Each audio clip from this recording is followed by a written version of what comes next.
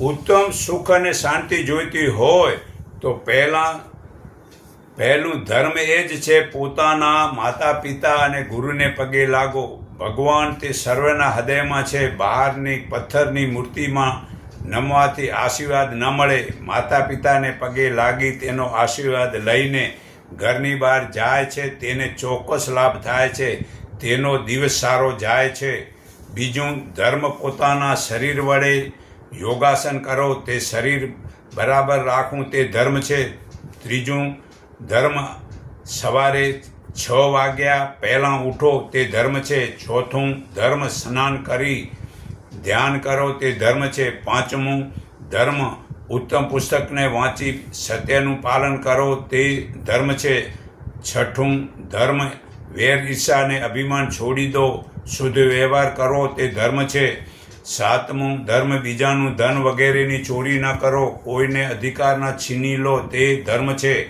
આઠમું, ધર્મ સમાજનું, રાષ્ટ્રનું, પોતાનું કલ્યાણ માટે, સંકીર્ણ માટે ત્યાગ, તપ, સેવા, બલિદાન ભાવના રાખો તે ધર્મ છે. નવમું, ધર્મ ઉત્તમ કાર્ય માટે ખરાબ કર્મને છોડી દો તે ધર્મ છે. દસમું, ધર્મ સાત્વિક ભોજન લો તે ધર્મ છે. 11મું, ધર્મ આત્માને ઓળખવા માટે વિદ્વાનોનો સત્સંગ સાંભળી તે જ્ઞાન અને પ્રશ્ન પૂછી તે જ્ઞાન વડે મોહ છોડી સર્વ પ્રાણી માત્રના સુખ દુઃખને પોતાના માની સેવા કરો તે ધર્મ છે. 12મું, ધર્મ ઉત્તમ ગુણ કર્મ સ્વભાવ સુધારવા માટે ધ્યાન કરો તે ધર્મ છે. 13મું, પરોપકાર તે ધર્મ છે. 14મું, ધર્મ નર્મતા તથા નિર્દોષતા અને સમાનતા, ક્ષમા, દયા, સંતોષ અને સત્યનું પાલન કરો તે ધર્મ છે. જો મુક્તિની ઈચ્છા જોઈતી હોય તો વિષયોને ઝેર સમાન સમજીને છોડી દો. શબ્દના વિષયથી હરણ મરે છે, સ્પર્શના વિષયથી હાથી મરે છે, રૂપના વિષયથી પતંગિયું મરે છે,